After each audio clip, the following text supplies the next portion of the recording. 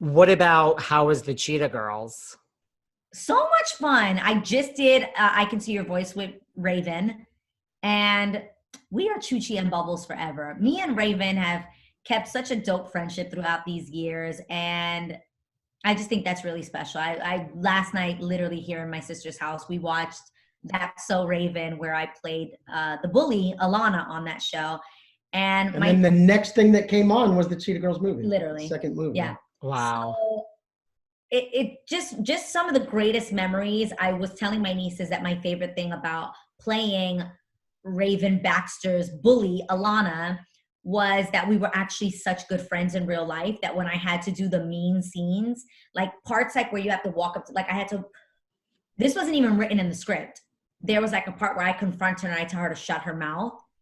And I actually, me and Raven were like, what if I just grab your actual lips and I just hold them closed like this? And I'm like, Baxter, right? You can't do that to someone you're not friends with. Like you have to find that comfortability to be like, right? And we watched that scene yesterday and I was like, I was able to do that because we were like it was so fun to play her bully because we were actually besties in real life. I don't think there's a human alive that could do that to me, but you literally would be like, yeah, You could be like, yeah, or at least like give me some advance warning. yeah, Right. no, just grabbing your lips. Do you love acting? And Israel, I know you've produced, like, do you love producing?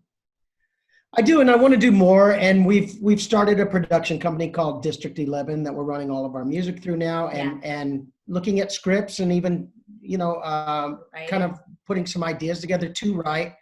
And so yeah, I think production and like I probably get more excited about doing things behind the scenes than in front of the camera. And yet almost everything I've been doing has been in front of the camera. But I think she's an amazing actor, and I want to see her do more. And so we want to do some things that really enable that. My face tells you how I feel about that. I probably don't have the greatest confidence, and that's just honest and transparent. But do I love it? Absolutely. I haven't found a project as of late that I would be excited to do.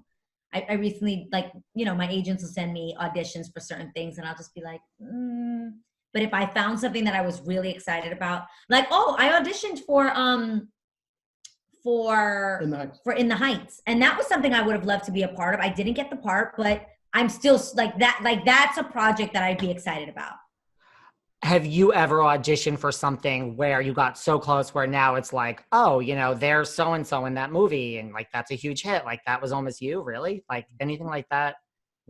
Yeah, I had two moments like that. I actually screen tested with John Travolta for Be Cool. Be Cool. And Christina Milian actually ended up getting the part. And I remember like it was between the two of us, and their biggest thing was like, well, John Travolta and Adrienne on camera look more like father and daughter versus her love interest.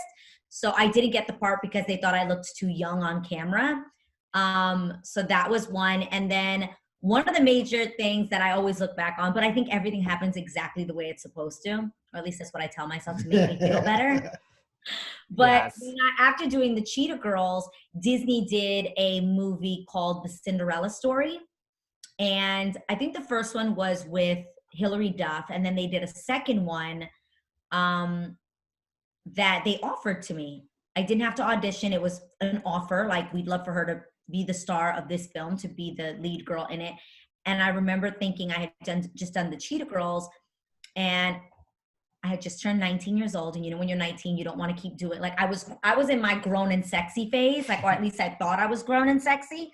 And so I was like, I don't want to be typecast and just be like a Disney kid. I want to do like more grown up stuff. I thought I was too cool. So I passed on the film, and it was then given to Selena Gomez. And till this day, it's like literally the project that catapulted her career.